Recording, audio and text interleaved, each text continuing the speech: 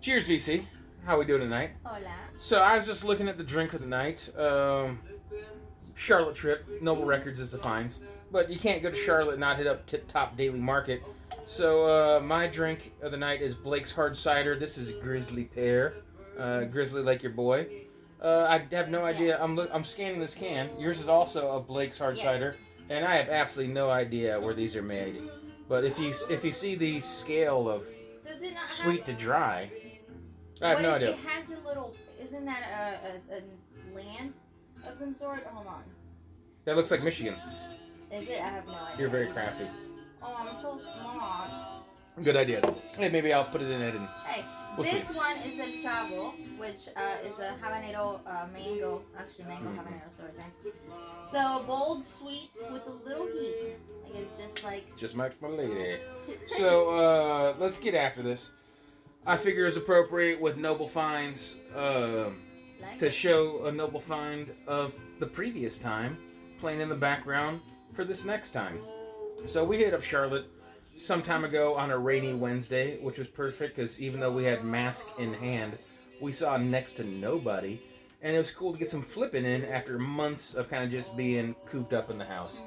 Everyone's living the COVID thing together, so that's neither here nor there. I guess I'm going to use this record to show one record and then get on to something else. This kind of folk chill music in the background is very similar to this. This is a blind buy via Veronica. I love the cover. The cover's intriguing. Ralph McTell's Spiral Staircase. We really don't know much about it, but chill background folk music, even if it's just, barely psychedelic tinged with a little, weird sitar in the background or whatever, is good at the end of the night, wind it down sometimes. Kind of unique center labels here, because one is bright and colorful, and one is black and white, almost like a promo label.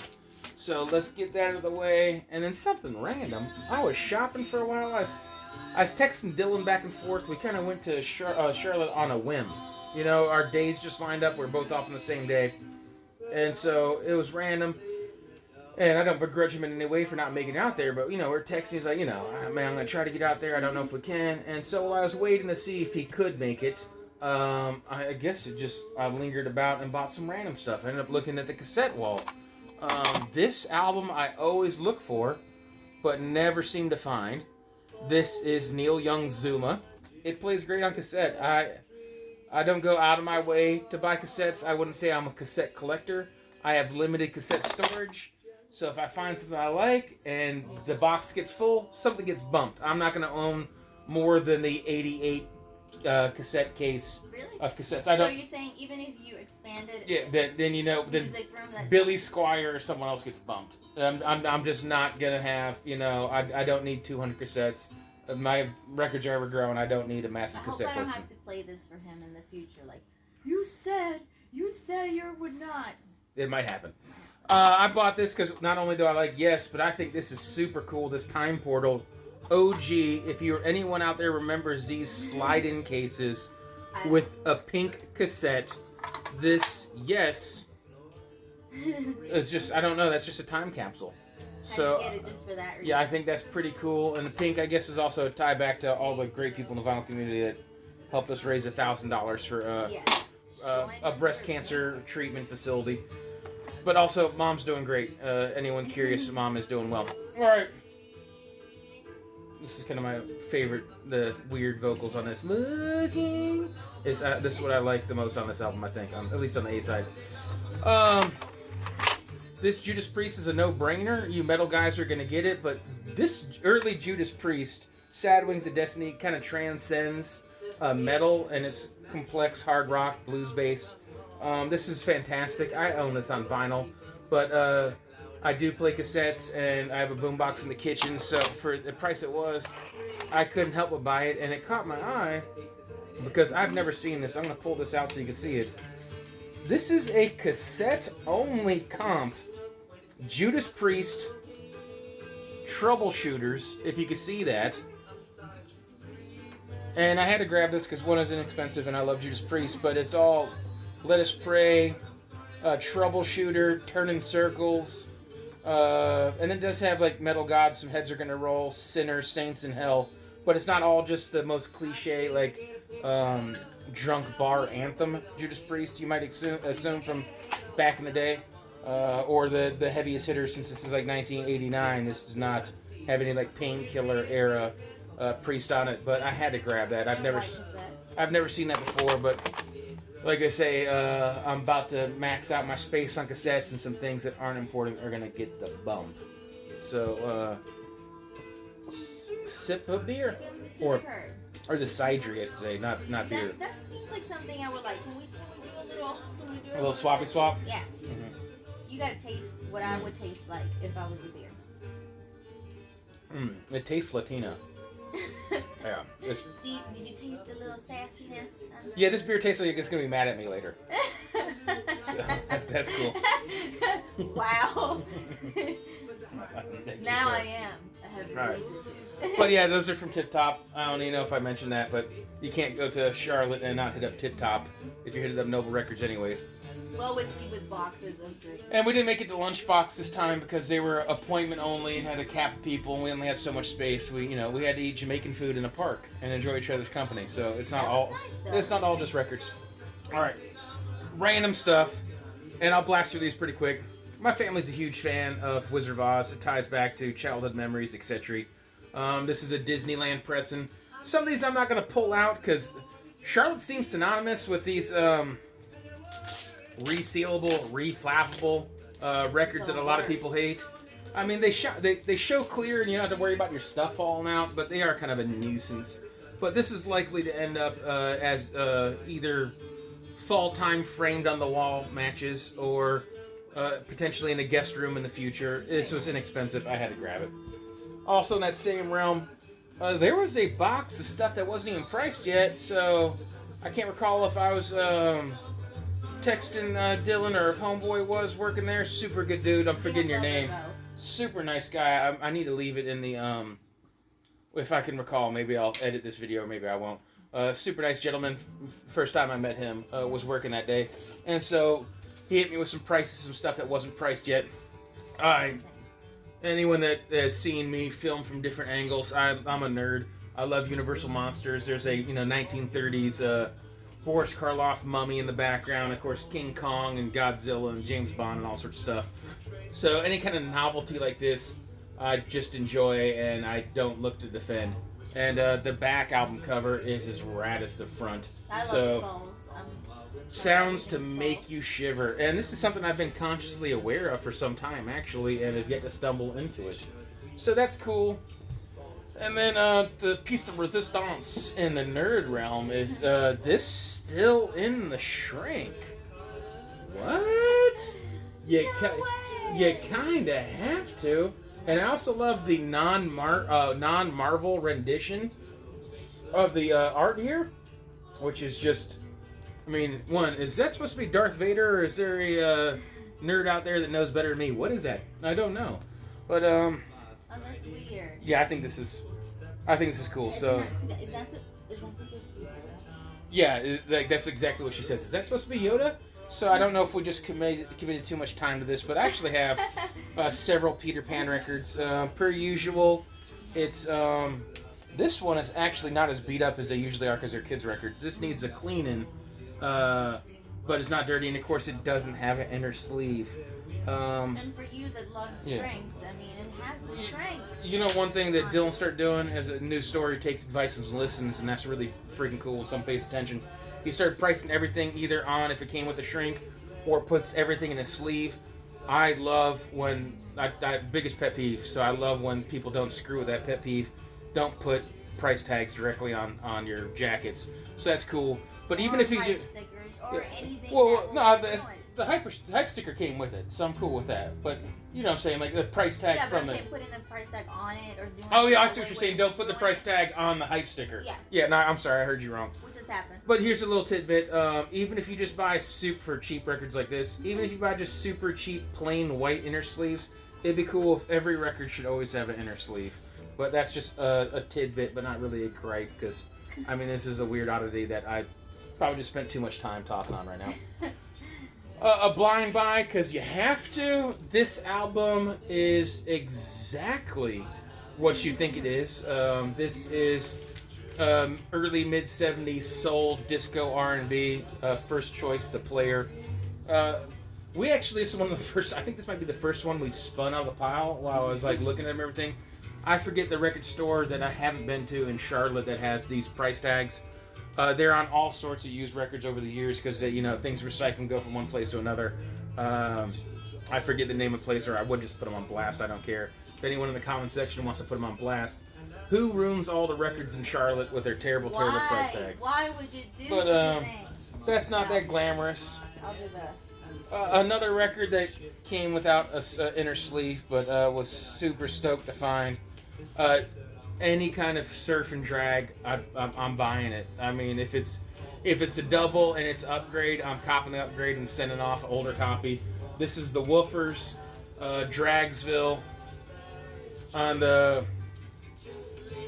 Winecoat? I don't know. But a center label you don't see every day. Cleaned up pretty nice. Sounds really good. And any album that has a song called Dragster on the Prowl. Hey. How do you not buy an album that has a song called Dragster on the Prowl? That makes it completely worth it. Absolutely, dude. Some bro out there, with a grudge looking for a race. Liz, L.E., hit me up the other day and we were talking about 10 years after. And at that point, I hadn't gone through this, but the only 10 years after I had was Watt. This is a band I just didn't give enough time to. I've had them on comps for Woodstock back in the day. They played at Woodstock, but I never really dove deep into them. And as you're always discovering music backwards, this is one of the bands I've been giving more time to. I have not got a chance to spin this one yet, but this DRAM? Don't ask me. I don't know. I'll read it in Spanish. But anyways, so clean copy, little ring wear, doesn't hurt my feelings. Had to grab it. Another one I'm just waiting for clean copies on. Nazareth isn't a go-to of mine, but you always find it cheap. This Frank Frazetta-esque, but I don't believe Frazetta itself, art is pretty rad, and I dig Nazareth. And then this one actually is so clean, it has the original inner sleeve. Really nice. I don't think the A&M label is anything that important that anyone needs to see, but just kind of inexpensive and a no-brainer for me. Might not appeal to everyone, but I'm with that. Something that should appeal to everyone. James Brown? In the Shrink? Dunzo. Great album cover. Great back cover. A lot of tie-ins to what's still plaguing this world today, unfortunately.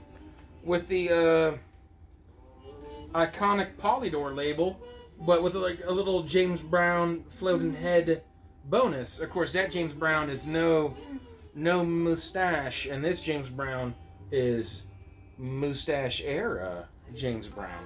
So that's a nice little thing to grab and happy to have. Speaking of moustaches, we got this Johnny Cash Moustache. I have a decent amount of Johnny Cash. I dig it. I don't know if I need to grab more, but this one has eluded me.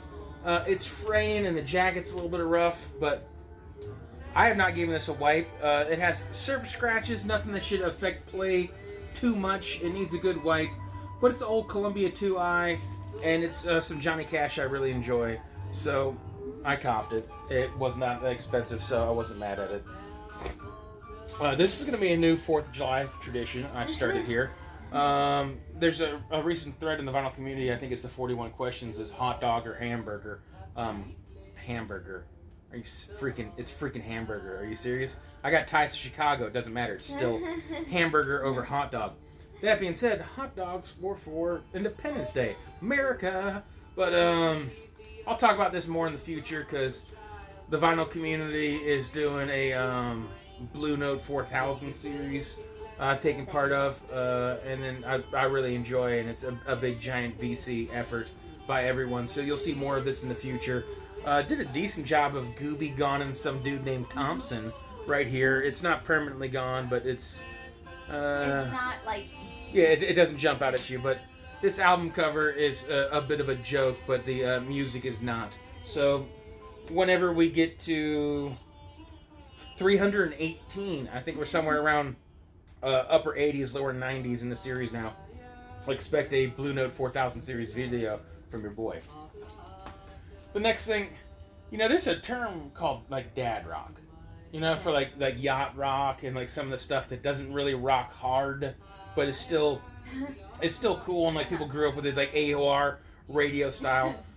Well, some of that kind of overlaps.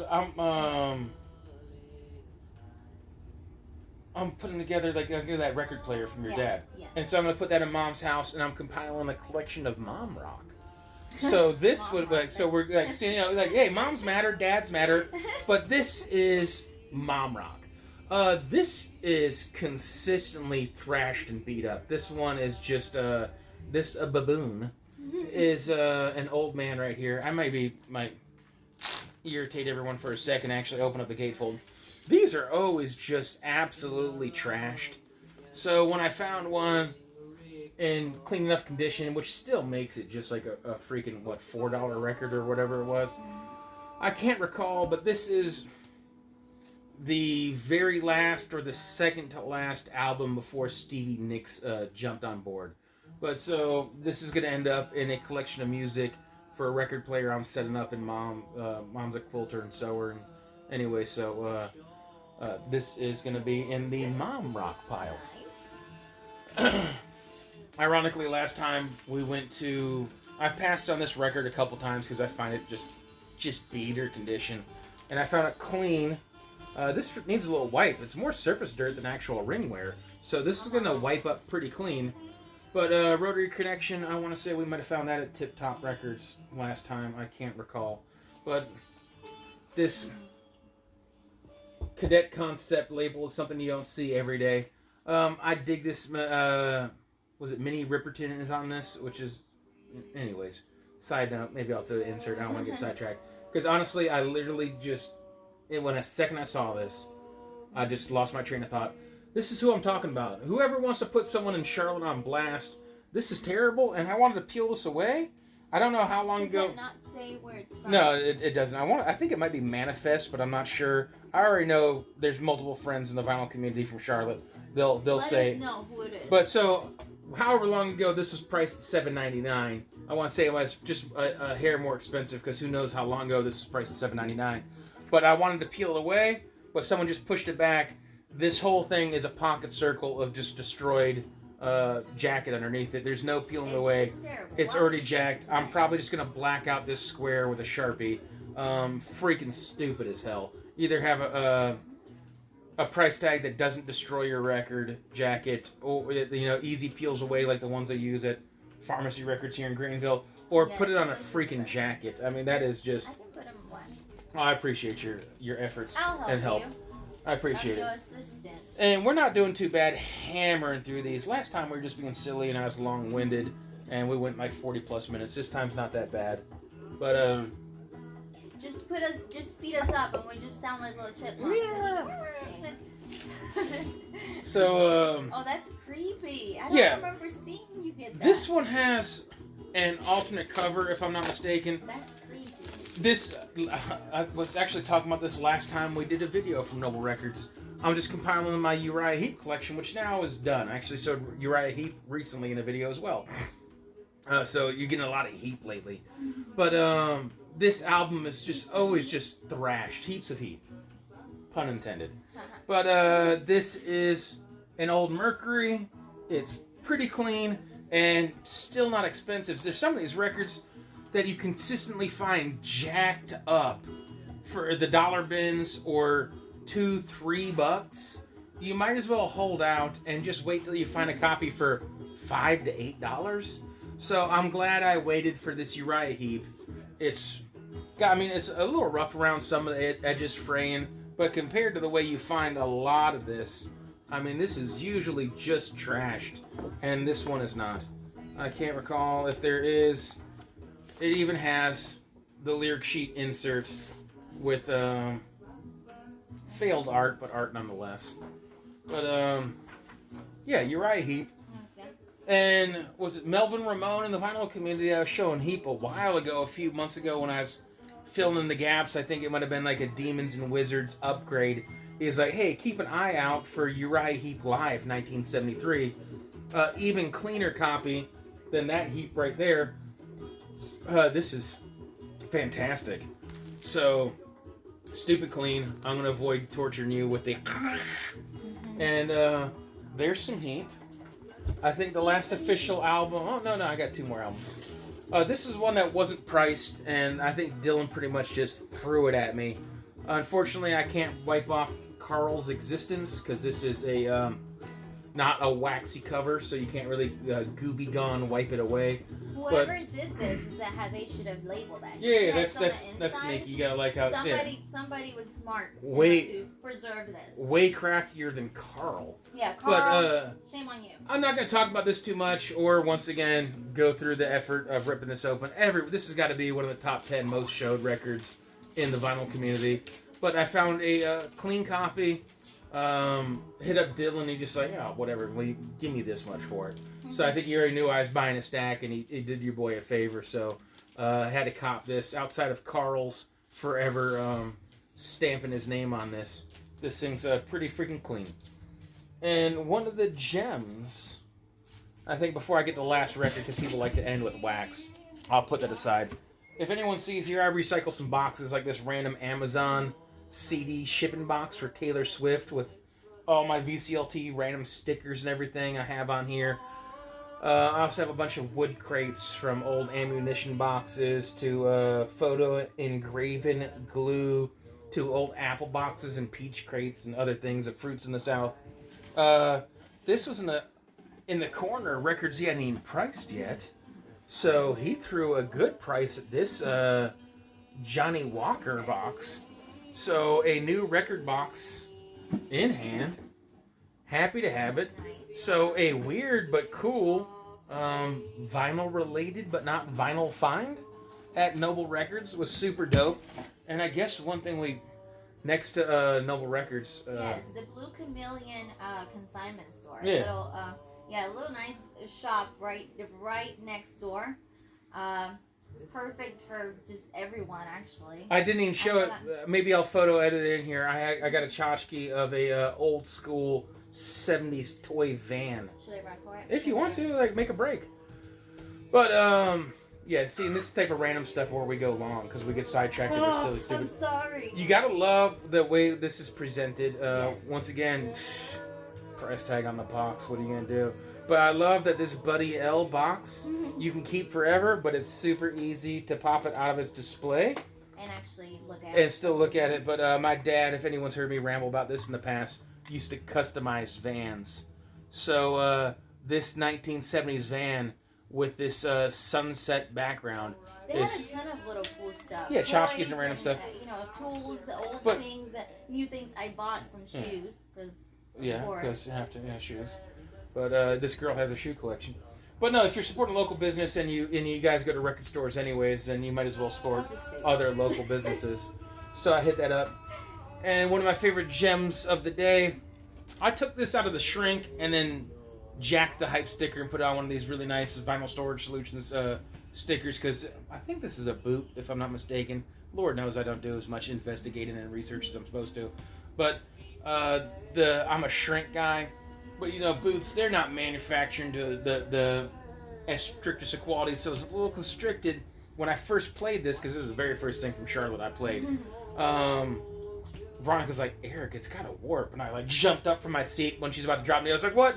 Luckily, it doesn't affect play, and I do have a giant slab of marble I can actually put underneath this. You can't even really tell until it's playing, and then it's just... So it doesn't affect play. There's a couple imperfections where it looks like there's you're not gonna be able to see it of color splat in there, and then I actually have this freaked out the top because one thing another too. If we're talking about boots, I don't understand that this boot company, if they understand that they're putting it in a quality polyline sleeve, but then you buy high-end brand new records and you're still getting plain white shitty sleeves. That being said, I'm kind of cheating the system here in this gatefold.